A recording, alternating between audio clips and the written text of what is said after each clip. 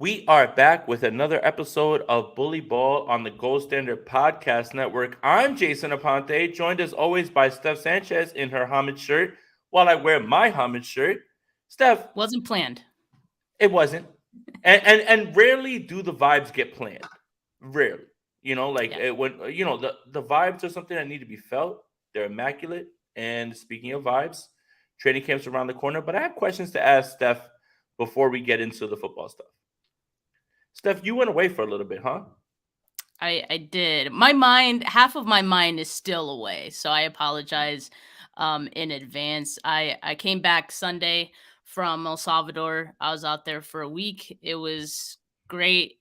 Those were vibes out there, and so yeah, I'm still getting back into the swing of things and 49ers land and all that. But excited to talk about training camp. And I saw you, Jay. You were wreaking havoc out there in Miami.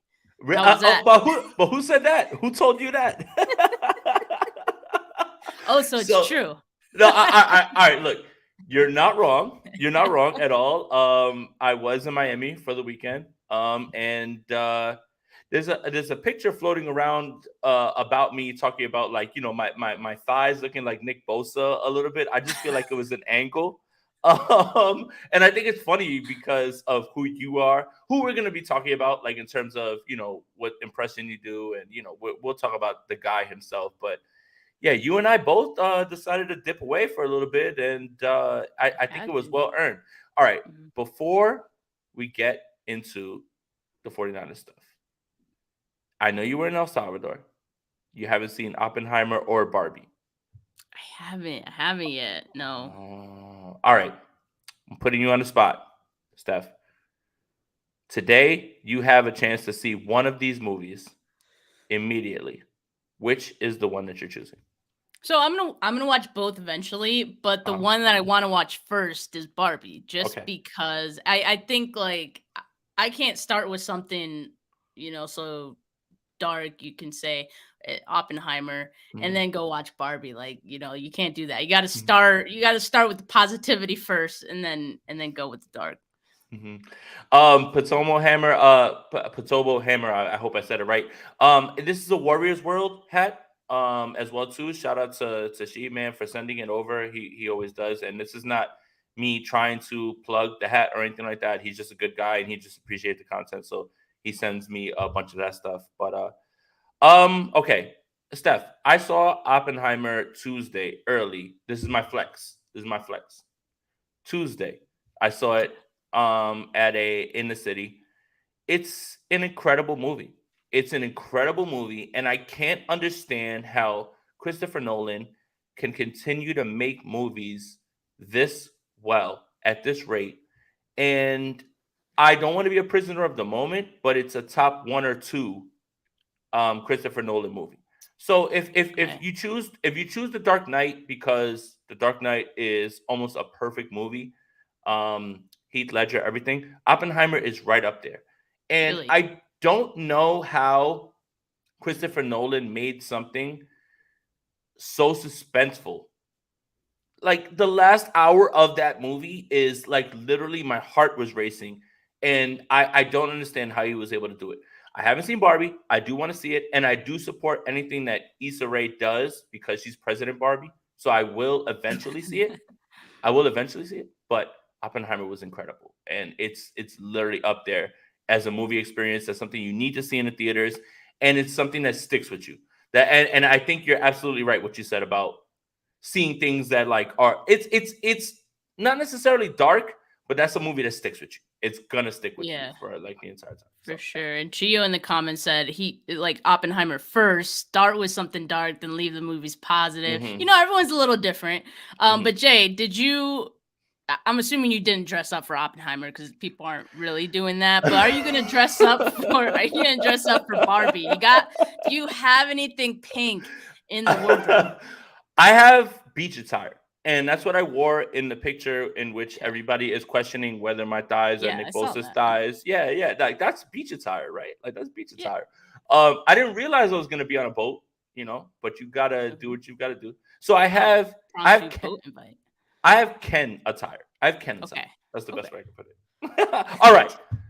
5 minutes in, guys. Make sure you like this video, subscribe to the channel. Make sure you get the Gold Standard Podcast Network wherever you get your audio podcast. Make sure you're subscribed to Steph's channel, my channel, everything. Okay, Steph, let's stop burying the lead. It's time. It's done. We made it. We made it, Steph. We Finally. made it. We made it. We made it. Steph, I want to talk about 3 camp battles that I feel like have nothing to do with quarterback. People are going to be hyper fixated on the quarterback. That completely makes sense because it's the most important position. It's the thing that we have debated, and we will debate until the end of time. It feels like as 49er fans. But 3 camp battles, one of them that do you believe is something that would come out that people should be looking for? Brandon Aiyuk and the entire defense. Oh, talk about it. Like the entire defense. The entire defense. Okay, training camp hasn't even started yet. Okay, right, for him. And he's already talking about if you're wearing a white jersey, middle finger emoji, right? He bringing that energy before it has even started. Now we remember what happened last training camp where he got into some battles with some of his defensive teammates. You were there that day, right? I was there, I think, every day, but I love that energy from Aiyuk, and I want to see more of it. I like that he's putting the defense on notice in advance. Like, what it is. Like, I'm coming to cook you, basically, and you better come with it. And I think that's great because it elevates the level of competitiveness and play from everybody. I think, I love that they're aggressive with each other and, they try to one up each other. And I think that's great. And hopefully, it carries on into the season as well. We talk a lot about the first few weeks of the season and how, historically under Kyle Shanahan, they've started off slow. I think this season, I'm hoping at least that they're going to come with energy to start the season. And that energy, you really start to get that going right now in training camp, right? So I hope that Brandon Aiyuk bringing that energy, it helps everyone else get in that mode, right? So I'm excited to see that. And not to go too deep into it, but I hope that for Aiyuk, this energy, because we know he was cooking people all training camp last season. And not that I was disappointed in his season, because I wasn't. It was a great season, but I still feel like he just hasn't reached his full potential of what I think he could do production-wise.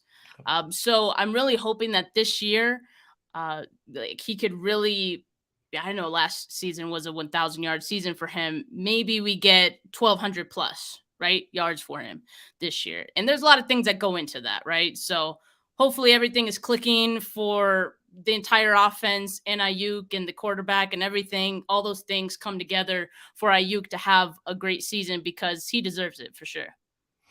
Yeah, I mean, last year we looked at this breakout season and we looked at it and said, well, was it because of a step? I felt like the moment that I knew was outside of the fact that he was beating everybody who was in coverage in front of him was this fight. And the fight was more about, I'm here, I'm a leader, I'm someone that you need to deal with now. Like, Deebo doesn't seem outside of his play on the field, right? Like, he's running through everybody. Deebo doesn't seem like a vocal leader, right? Like, Brandon Aiyuk recognized, and Fred Warner talks about me chirping him. BA had enough of it. And I love that. I love it. And, when Kyle Shanahan has to stop practice, everybody has to everybody gets a little bit nervous when it comes to that, but I understand exactly why it was. And I think you are exactly dead on. And this is why so many 49er fans are so enamored with Brandon Aiyuk, including myself. He hasn't reached his potential. He has not hit his spot yet. He still has more there. And he should be discussed in the same way that, Justin Jefferson's going to get the biggest contract a wide receiver's ever going to have until someone else doesn't. And he absolutely deserves it, again. But we understand circumstances. Kyle Shanahan's doghouse, how they throw the ball, when do they throw the ball, who's throwing the ball. All those things have a lot to do with it. But I think the 49er fans, like you, many of us that watch us, you understand he's still not there yet. And that's exciting. So to understand that you have a guy who's going into a contract year and know that there's another step that he can take, that's pretty insane for a team that's already loaded at every single position at this point. If I could switch topics, I mean, well, not switch topics, but switch to the second thing, Mhm. I think something that's very important also is what this secondary rotation is.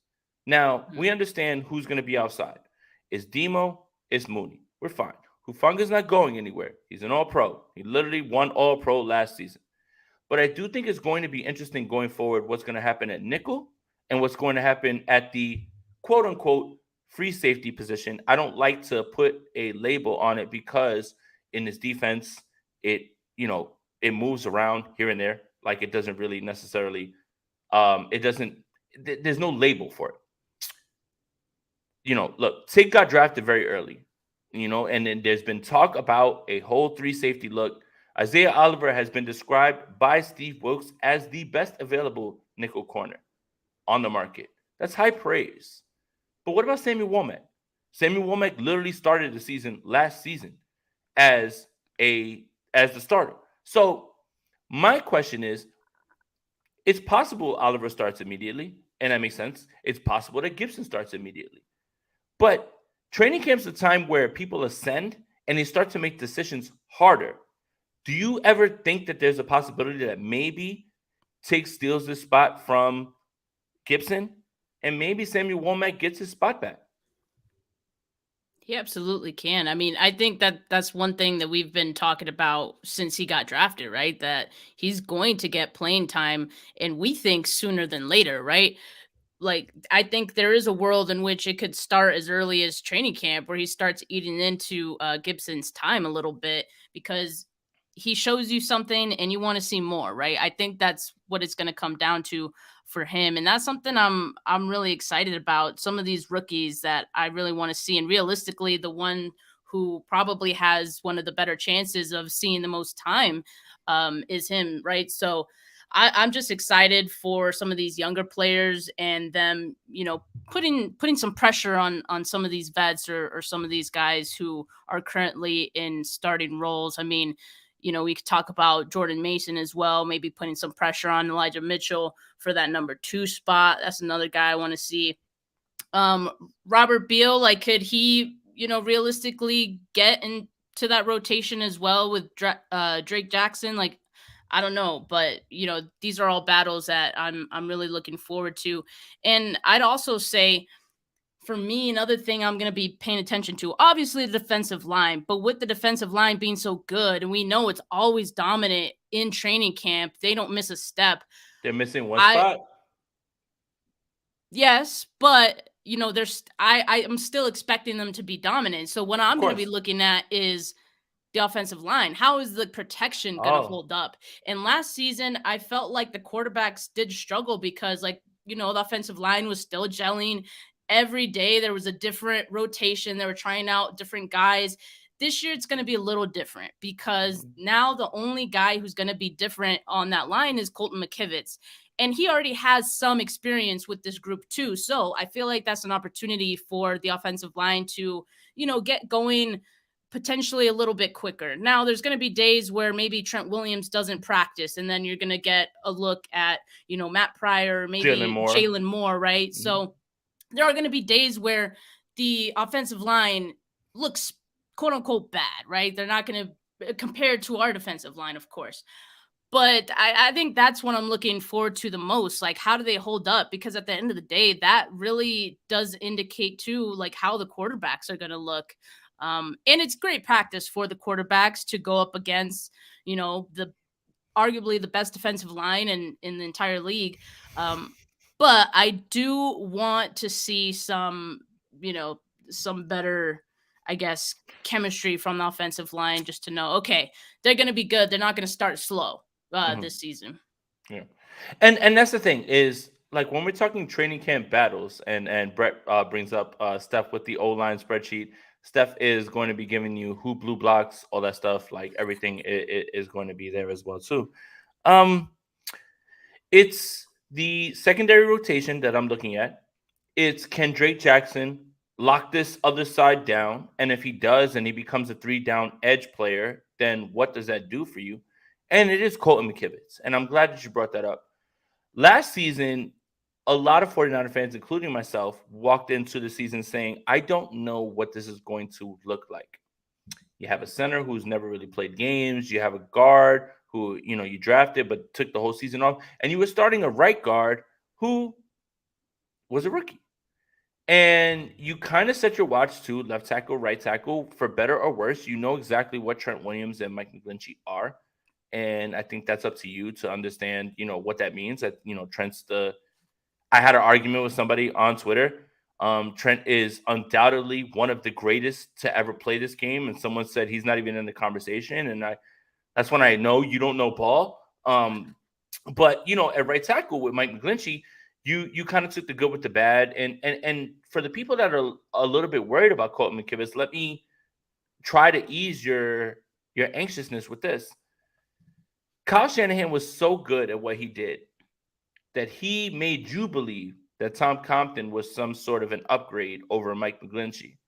And Tom Compton, who was somebody who was out of the league, basically an out of the league right tackle at this point, was someone who stepped in, played well, and played well enough for you to even discuss the idea that he was better than Mike McGlinchey.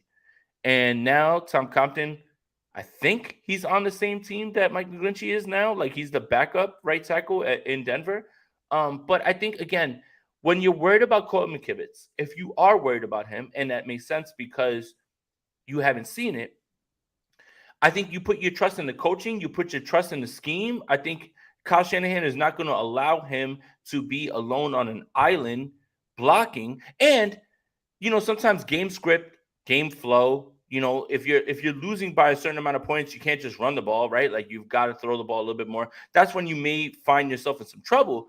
But as long as the game is within control, I think you're going to find that you can get something out of Colton McKivitz.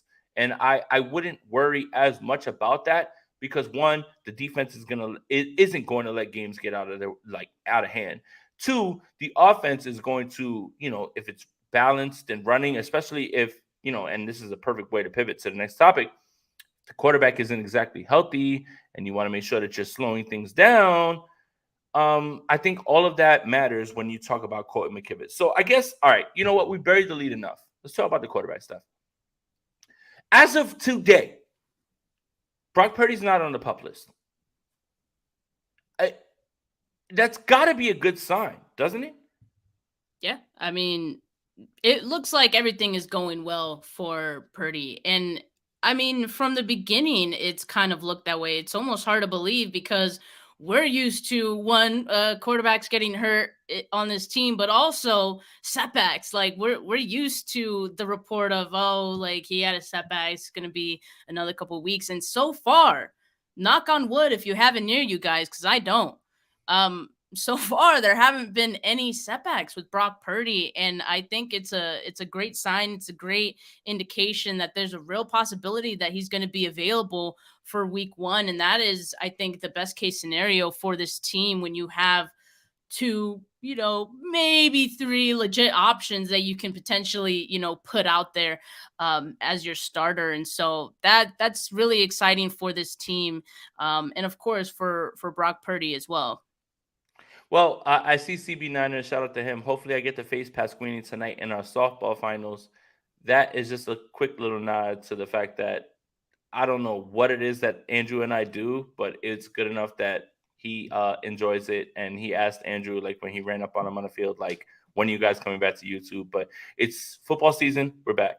But absolutely right, like Steph. And I think it goes further than the quarterback position. I think with injuries, we're always worried about setbacks and hearing about setbacks and all those things. And unfortunately, we don't have a great history of it, right? Like, guys get injured and you think they're on track for a certain day and all those things. It's really nice to hear this. But kind of goes back to my original point, is Brock Purdy all the way up to speed? Can he operate the offense, right? Like, I think there's a baseline level of competency that this offense needs at quarterback. And I think that regardless whether Brock is 100%, whatever it is, he can still do that. And that still flows through the run game. It still flows through play action. As long as he's able to operate that while he's getting fine, and better, I think the team will be fine. Also, we need to talk about this too. The 49ers, there he is. Look at him. Zone read Brock, get ready for it. The thing is too, Steph, the 49ers have not started well. The only year that they've started well was 2019, and we know how that season ended. But for the most part, based on the way the 49ers practice, do their preseason, it takes them a little while for them to get up to speed. So maybe I guess what I'm trying to say is let's slow down early on. Sure, it would be nice to just jump out to a 2-0, 2-0 record, 3-0 record, 4-0 record. It's not the NFL. It's not the way the 49ers have operated necessarily. And it doesn't necessarily put you in a spot where you know how the season is going to go. So for Brock, it's all about being up to speed, being healthy, and just getting himself back into shape. But I do want to ask you this question because there are Trey Lance viral videos floating around of him throwing the football. Steph, let's just for the argument's sake, because we want to keep podcasts interesting, right? Brock Purdy's not ready to go week 1. But Trey Lance has shown you all camp through the preseason. He's ready to go. And you know what? Week 1 in Pittsburgh, he lights it up. What are we doing here, Steph? Who lights it up? Brock or Lance? Trey. Dude, Trey. If Brock is going to be, so let's say in this hypothetical, Brock isn't ready to go for week 1, right? Yeah. In this hypothetical. It sounds like all of everything that we've heard is leading to Brock being ready week 1. But let's just say all of training camp, Brock is just hanging out, chilling, not really doing too much. Trey gets all of camp, all of preseason, and then he goes out week 1, and he doesn't just have a good game. Like, he lights it up throwing the football. He doesn't necessarily have to run as much. He may run in a touchdown here or there or whatever, but they're not using him in that way. Steph, what then? What then?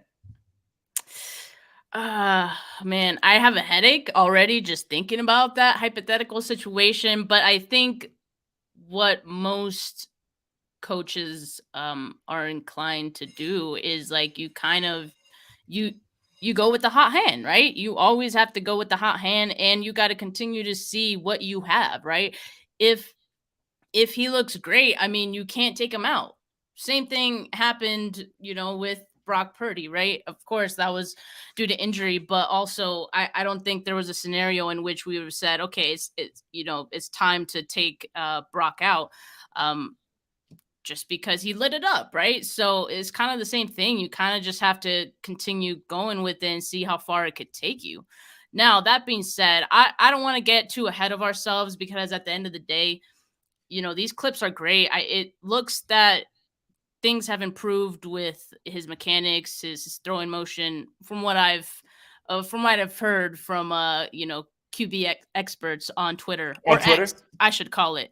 Is that what? Oh God, it's X now. It's X now, Jay. I'm still gonna call it Twitter. I'm still gonna call it tweets. But anyway, yeah. So, let's take it for what it is.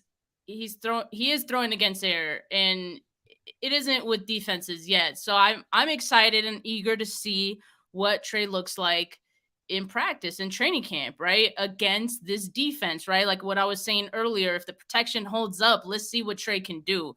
Maybe even if the protection doesn't hold up, let's see what Trey can do, right? It's going to be a great test for him. And also, I think those joint practices with the Raiders, even though it's looking like that's not going to be open to, we won't be able to see it. Fans. I miss you, Jimmy. We won't be able to see it. I miss you, Jimmy. Have the we'll have the the reports. Beat writers kind of holding our hand through that process and telling us what's going on. But, those practices are going to be huge for Trey too. And what he could do, he really has to take advantage of the fact that, Brock Purdy isn't fully cleared yet, right? You got to do, and yeah, Brock Purdy could throw, he's throwing now, but I don't think he's going to be at that level that, all the other healthy quarterbacks on this team are right now, right? So he's still going to be limited in these practices or whatever he does in those drills. So Trey Lance has to, do he has to arise to that opportunity, and he has to step up. And it looks like, as far as preparation goes, he's doing that. He's doing all the right things as far as that goes. But let's see what he can do once, the defense is coming at him and all that. I'm looking forward to seeing it. Steph, my most favorite thing, and the reason that there's a smile on my face, I don't smile a lot. I don't have a You lot to be don't? happy about. No, No? not right now. No, not lately. Okay. Okay. But we stopped talking about fucking Sam Darnold. I'm sorry. Bleep it out, Rob. I bleep it out, Rob. You know what? I love the fact that there's, we understand Brock deserves to start. Mm-hmm. But we have completely gotten away from the Sam Darnold bullshit propaganda because it's nonsense and it doesn't make sense. I don't want anybody on this team to fail, but I am tired of talking about someone who has been trashed his entire career. Jay. And now all of a sudden, look, I'm Jay. sorry. What? But Jay, it's going to start up again as soon as it will not. It will not. First of all, hold on. First of all, if I can go off on a tangent real quick. First of all, it started with there's no way that Trey can beat him out. Oh, Sam needs to learn the offense. Shut up already. Enough with this. I'm done. I am done with it. I'm so happy that everyone is looking at the fact that if Brock Purdy, unfortunately, is not ready to go, Sorry, Chris Sims, and I know you're a buddy of Rob's, but no, I that's all I got to say to that. But the thing is like you already know that Brock is ready to go, but everybody understands that if Brock's not ready to go, that it's not Sam Darnold. It's not Sam Darnold. It'll never be Sam Darnold. It's always going to be Trey Lance if he's not ready to go. I'm so happy that we're done with this crap. All these people, I think this is your masterclass and for your, for your mental health and to figure out that no matter who, Ian Rappaport, Adam Schefter, doesn't matter who's saying what, that was their opinion. Mm-hmm. And guess what? He's going to have to show something on the field that right now doesn't sound as good. It's so funny how the Trey Lance stuff is about his motion and all this stuff and whatever. But then when Sam Darnold needs to learn the playbook, nobody else is just like, oh, damn, well, he's not, he's going to be the third string quarterback. Stop it. Let's stop it. And I'm so glad it's done. I am so happy it's done. Are you kidding me? I'm tired of everybody still trying to show me or tell me that someone who was mediocre at best during his best stretch of football is now in the way of Trey Lance. Stop it. If it's not Brock, it's Trey Lance. Let's keep going. That I agree with you, but I don't think that this is the last that we'll hear of Sam Darnold. Rob literally just pulled up that article from a day ago that Sims was hyping up Darnold. Yeah, but okay, all right. Look. So that's all I'm saying. We're not gonna. We're still gonna hear about him, but yes, he's not realistically going to. It's just noise. It's just talk. It's just noise. Just people's opinions. And this is what we've been knowing, right? This whole offseason, all these reports coming out, it's all opinions from these guys. And even if these guys, these national media guys, have gotten these opinions from, little whispers in the building. It's opinions. Unless, it's opinions still. Exactly. It's still opinions. Unless that opinion is coming from Kyle Shanahan himself, which is, it is not, because he does not talk to these national media guys. It does not matter, because at the end of the day, Kyle Shanahan is the only one who's going to be making these decisions. The decision falls solely on him. It does not matter what the quarterback coach thinks, what John Lynch thinks, what anyone thinks. Just Kyle Shanahan. And we don't know what he thinks. So. And look, my thing is it was already predetermined that, there was no shot for the youngster, That was nasty work. And it's huge. It's super nasty work, especially considering I've got how many years of film on a guy who's been fucking terrible. Bleep it out, Rob. Let's keep going. We're good. I just, again, that's your opinion. You can have your opinion, and your opinion might be more valid than others' opinions because you have a reputation. But this idea that Sam Darnold all of a sudden now, because he is going to be sticking with Kyle Shanahan, is more actually a testament to the coach that many people like disrespect than anything. Get out of here. Like, we're good, bro. Like, you're not going to play. It's it. Like, Sam Darnold's not just going to wake up in training camp and turn into the guy that the Jets thought he would be. I'm sorry. It's just not going to happen. I haven't seen it enough. There's Geno Smith, Alex Smith. At least Alex Smith, I can say, went through 11 coordinators, right? Like, at least I can see that. Geno Smith, I kind of got to see it one more time. Like, I have to see it one more time from Geno. So it's not something that's typical. Use historical information to judge what's going to happen going forward. When someone's trying to tell you what they are as a player, listen to them. And that's what Sam Darnold's been trying to do. But yet, oh man, he just needs a better play caller. Oh man, he just needs better weapons. As if the play caller threw the ball into the linebacker's belly. As if the play caller threw the ball 80 yards out of bounds on a terrible throw. Like, I'll never understand that sort of understanding. And bars low, Sam just needs to beat out Trey. Sam will beat out nobody. He won't beat out Averly. He won't beat out my garbage can. Are you kidding me, bro? Like, what are we doing? All right. Anyway, look, speaking of Nick Bosa, because you are speaking of Nick Bosa, because you are the Nick Bosa resident. I love that transition. Yeah, I was like, we weren't speaking Nick Bosa. We never mentioned Nick Bosa at all. Nick Bosa, it has a chance to make a bunch of money. And if history has done anything, right? Like last season, we did it with Deebo Samuel. And Deebo Samuel was at airports. People were taking pictures of him, trying to figure out what's going on with him. Nick Bosa is nearly nowhere in that situation, right? Like, he doesn't want to be traded. He just wants to get paid. Steph, are we just – people speak at 11 a.m. today. Do we get that announcement today that Nick Bosa is a long line, like a long time Niner? Maybe, but I don't think so. I think, and I'm not rushing it either. Like, I'm not panicking at all. Like, he's going to get his money. He's going to get this extension with this team. It's just a matter of when. But I don't know. I don't think it would happen today because generally I feel like they wouldn't announce that in a presser. But maybe. But it's gonna come, and I'm not worried about it one bit. He's going to get a monster contract, and I'm excited to see what the numbers are. I'm excited to see Nick Bosa on this team for many more years to come, and he has deserved every bit of the money that he's going to get.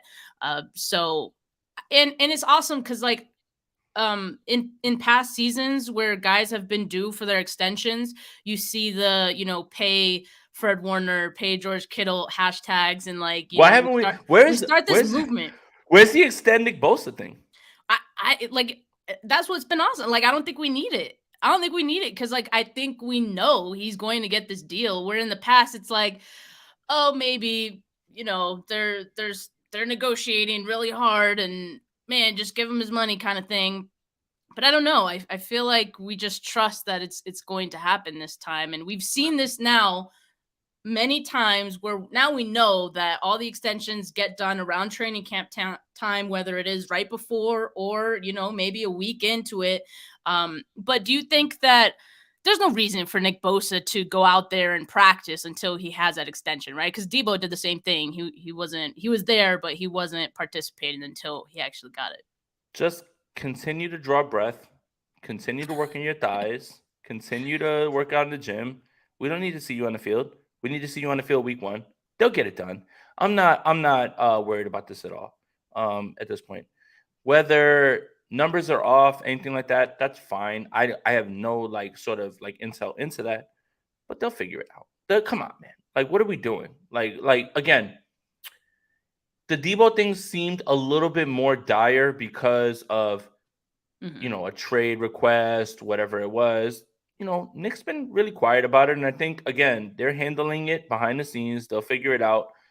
I do feel concerned because while I was optimistic about next year's cap situation, actually looking into it, even with the cap increase, the 49ers are in trouble in terms of like trying to like get guys under contract and keep them in a certain place, which is why having a quarterback that doesn't count against your cap, having two quarterbacks that don't really count. Well, Trey counts more against the cap than Brock does, is important. Mhm. So I do think they find a way to get it done. I'm not necessarily as worried. Is today the day, like July 25th? Is today the day that they'll announce, like at 11 o'clock when they have their press conference, 11 o'clock Pacific time?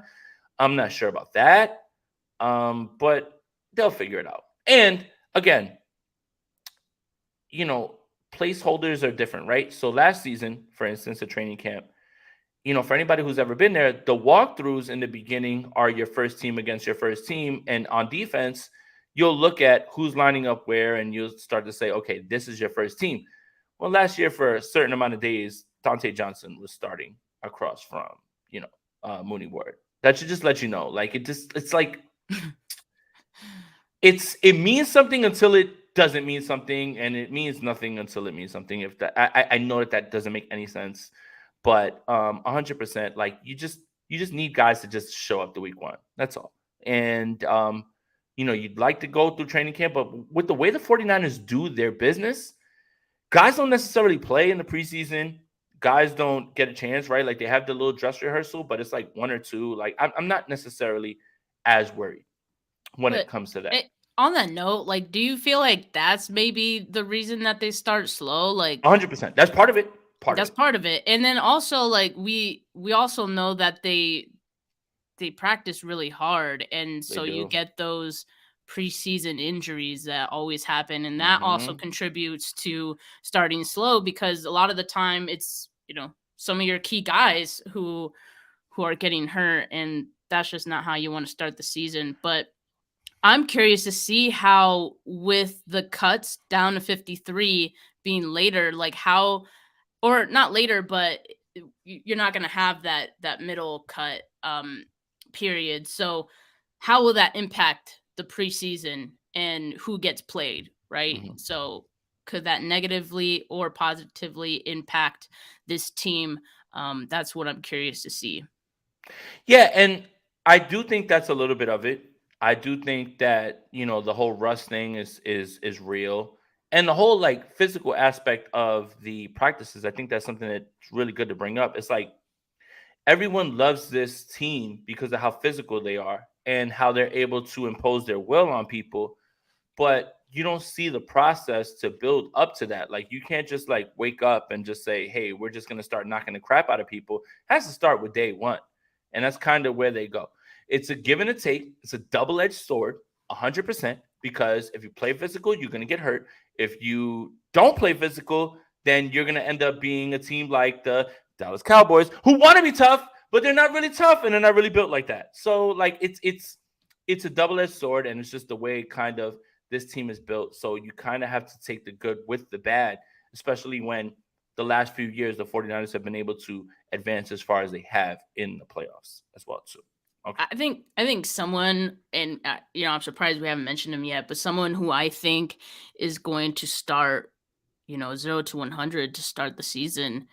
Deebo, man, like he looks great. I mean, I know that someone's physical appearance doesn't always translate on the field. We know this all too well, Uh-huh. but but based on what we know, how Deebo felt about, his past season, and he's extra motivated to get in shape, make sure that, his conditioning is right now. Like he's not wasting any time. He's not using this training camp period to get in shape, because some Hmm. guys do that, right? They're like, "Oh, I'll be fine. Like I'll get in shape once we get started here."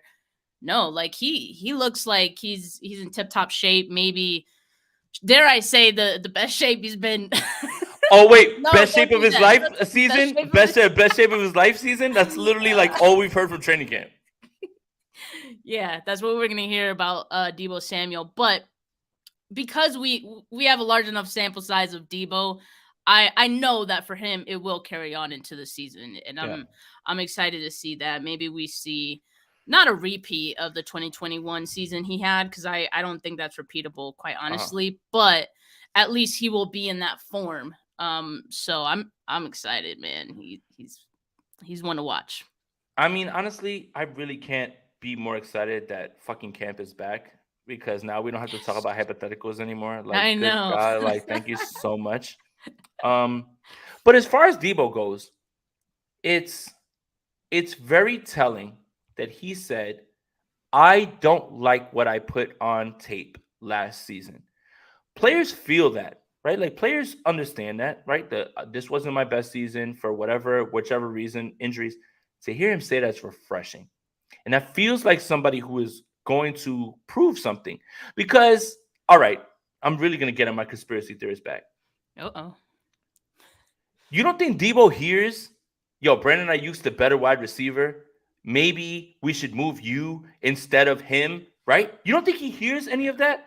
And that has nothing to do with the fact that he believes anything about Brandon Ayuk. But you would be wrong to dismiss the human factor of, yo, 2 years ago, I carried your team. I had you in the book bag. You were in my He book really bag. did. He You really were in did, though. you were in my bag.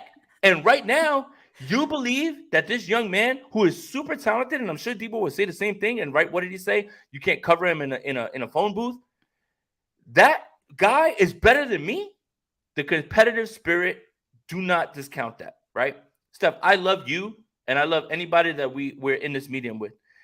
If you tell me you're better than me, then you know what? I woke up. Now I woke up. Now You want I to turn it want to. up. Yeah, I'm gonna turn up. I'm gonna turn up. So, do I think you're absolutely right when you talk about the fact that Debo can't duplicate what he did? He literally can't because no one's ever done it. No one's ever done what he just did. So why would he be able to do it again? But do not discount the fact that Deebo Samuel hears everything. And I do think that he's using that as a competitive motivation. And I love that. I love it. Yeah. It doesn't, the numbers don't necessarily affect or talk about impact, right? Numbers can show you something, but numbers are one piece of the puzzle. To quote the great guy who yells at me all the time, Rich Madrid, watch the tape. If he's causing defenders to look his way and it gets someone else open, all of those things matter. And I think that's kind of what you're about to see from Debo. He may not have the season that he had because nobody's ever had it. He's the only one.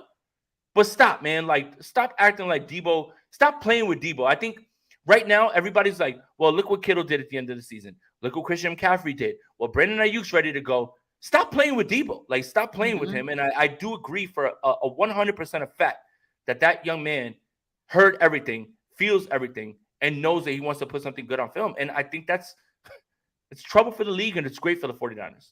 Yeah, I mean, absolutely. Anytime that a player has a personal motivation, because there's always that team motivation, right? As a team, you have a goal, you always want to get to the Super Bowl, but it's great for each individual player to have their own individual goals and what they want to do. And they're competing with themselves. And, like you said, at the end of the day, they're also probably competing with their teammates as well. I mean, that's just the way the business goes. Because decisions do have to be made at some point. So it's great to have those extra motivators. And maybe for Deebo, that 2021 season, it was getting that contract. Right now it's like staying on this team and solidifying your value on this team. And so I think that's great for everyone. And if we get 2021 Deebo along with the Christian McCaffrey that we saw, the second half of last year, like it's a wrap. Like and it's easier said than done, right? Like sometimes it doesn't always play out that way, but again, if that's what we get, it's going to be really hard to stop this offense as it has been. But like we said, or like Deebo said, that wasn't 100% Deebo, and yet he was still a good. He had a good role on this team, and so if he could turn it up, man, it's blouses. Game blouses. I love it. Stuff with the Chappelle Show reference. Let me ask you this, and it's a good place to pivot. Who's the one player that you're super fixated on right now this training camp outside of the quarterback? Wow. Outside of Whoa. Whoa. Are you out assuming I just why is he outs- yelling? Why is he yelling? outside of the quarterback. Outside of the quarterback. Who's someone that you're super excited to watch or someone that you have a little bit of high hopes for? Um, you know, from last training camp, there was a few guys who realistically, like, they wouldn't get a starting position, but I also felt like they showed enough where I did want to see more. One of Mhm. those guys was Marcelino McCurry Ball, and Like he it. was one that I think, a lot of guys have mentioned because they saw the same thing, right? We were seeing him like ball out, and he was a ball hawk. Um, so he's definitely one player. I've heard some good things about Kalen LeBourne as well. Could he be the next Jordan Mason? I mean, of course, I'm also excited to see Jordan Mason, but I also feel like we kind of know what we're going to get out of Mason. And that's crazy to say because he has such a young career, but I don't think he takes a step back. I think he's going to continue to take steps forward on this team, and that's really exciting for that running back unit as a whole. I think it's a really strong group of guys right now, and that's something that, I mean, maybe this is the best running back room that they've had in like a really long time. Not maybe. I mean, you have Christian McCaffrey. That already puts you over the edge of any 100%. any running back room they've had. But along with Jordan Mason, if Elijah Mitchell can stay healthy, like that's a If wrap as well. But I'm also excited to see like the tight ends, right? And maybe that was could have been worth mentioning when we were talking about battles that we want to see going into camp. I think Braden Willis and Cameron Latu, those are two guys who I think maybe flying under the radar because you have Kittle already and Charlie Warner's still out here, but those are some guys that I'm curious about it, and I want to see how they do. Once training camp gets going. So those are a couple of guys. Jair Brown, who we mentioned quite a bit. I mean, he's another guy that I'm excited to see. There's just so much talent, and I get excited about some of the depth guys just because a lot of the starting roles are, they're solidified for the most part. So now I'm just, um, I get excited about some of the depth guys and the roster cuts that are going to happen. Like it makes that part really exciting to see who's going to stick. Yeah, I mean, what I'm looking for is Zane Gonzalez. Can you like steal this battle away from Jake Moody? Like, is that I mean, number 10 doesn't lose. Number 10 doesn't lose I camp should have battles. I should have Yeah, yelled at you, Jay, to not bring up. You were yelling at me to not talk about the quarterbacks. I'm gonna yell at you. Don't bring up kickers. what you mean? Zane Gonzalez is wearing 10. 10 doesn't lose camp battles. Ride me 10.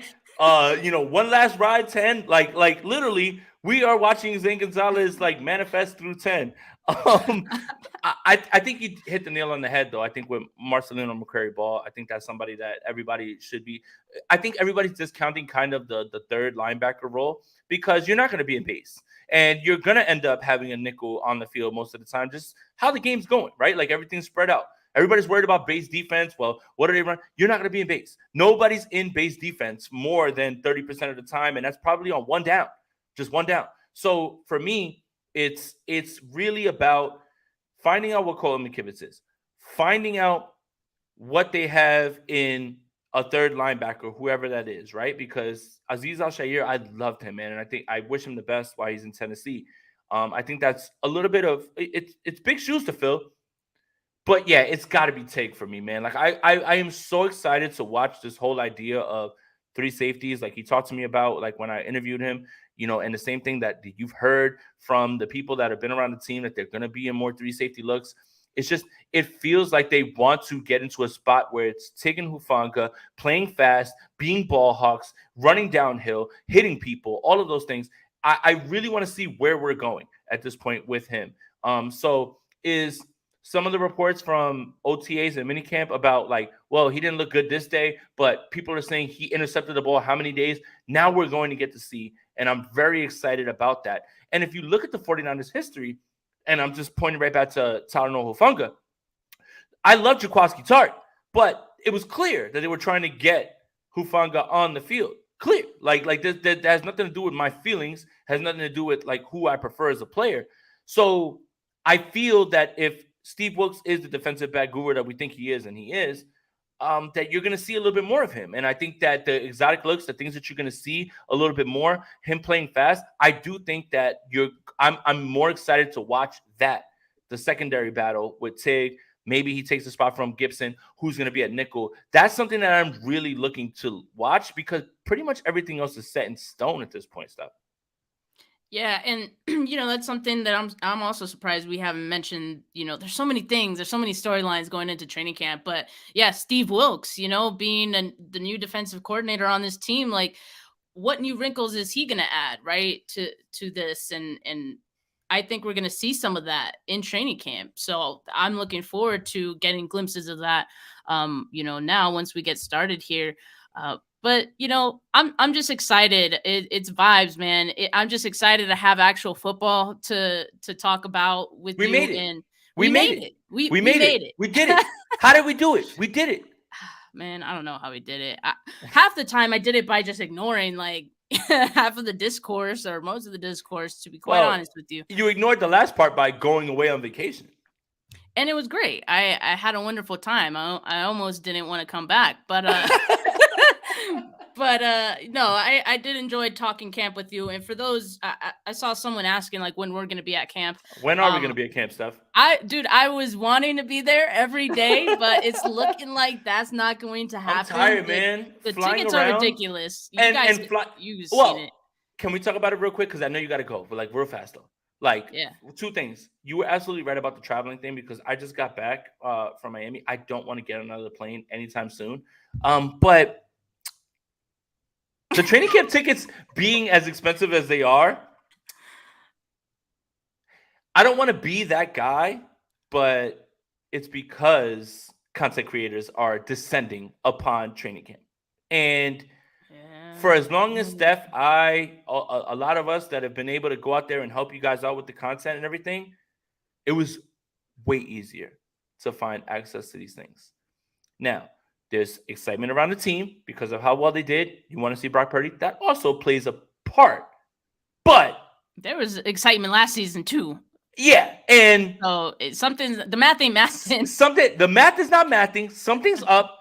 And whether it's the 49ers themselves or the fact that content creators now are descending upon training camp one way or another, I just want to get on record and say, like, Steph, we started something. We started, like, we moved the needle a little bit to let people know that you can. The Drake meme.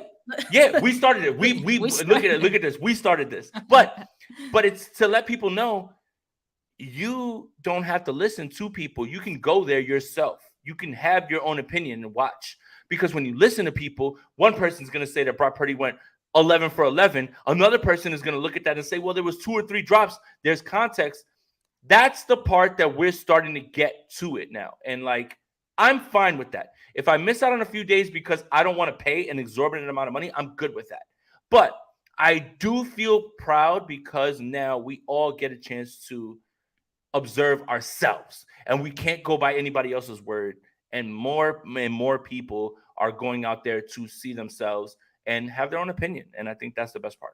But yeah, that's true. But, just to add on to that, I'm pretty sure based on what the tickets say, the camp days are going to be inside Levi Stadium. That's what it said. No. That's what it said on the ticket. I don't know if that's like... You got a ticket already. That's why. I got one. I got one day. I'm going August 3rd, Thursday. You will see me the one day. And I'll be the person outside the gates, with the binoculars. Yeah, like the DW meme. Like the DW meme. Yep. But yeah, like I'm going to see if I could get any tickets. If anyone by the grace of their heart can, can't go or, wants to give away their ticket. Anybody who's listening to this and you enjoy our content, if you have tickets, that you don't have to give away. You don't have to give away. Sad, man. We're getting charity. We're getting like I bought charity access into literally the last few years that I was able to do it. I would literally buy tickets off Craigslist. People would have and I would Venmo them $20, $25, completely reasonable. Like, I don't care. Like, it was more about like being there more than anything. So anybody who's listening to this, if you enjoy our content, if you want to hear what Steph thinks, if you don't want to hear what I think, like, I don't care. Like, like send Steph some tickets or let us know. Like, and we'll compensate you. So yeah, I'm cool with that. We're not begging. It's just inflation. I'm kind of begging, Jay. I am begging. I'm going to be out there. inflation's real, and there's excitement around the team, and you should be excited because your team is very good, and we want that lick back, Philadelphia. Oh wait, did I bring in Philadelphia? I didn't mean to. All right, that'll end this episode of Bully Ball on the Ghost Standard Podcast Network. Make sure you guys are subscribed to the channel. Make sure you are subscribed to Ghost Standard Podcast Network wherever you get your audio podcast. Follow Steph on Twitter at Steph49K. Follow me on Twitter at Jason Aponte 2103, or follow us both on X. I don't know what the hell that is at all at this point. Make sure you follow Steph on her channel, Steph49K on YouTube. Same thing for me, Jason Aponte. Make sure you're following the Ghost Standard Podcast Network on YouTube as well, too. For Steph, for Jay, we made it. It's training camp. It's time to talk about actual football. We did it, Steph. Peace. Peace.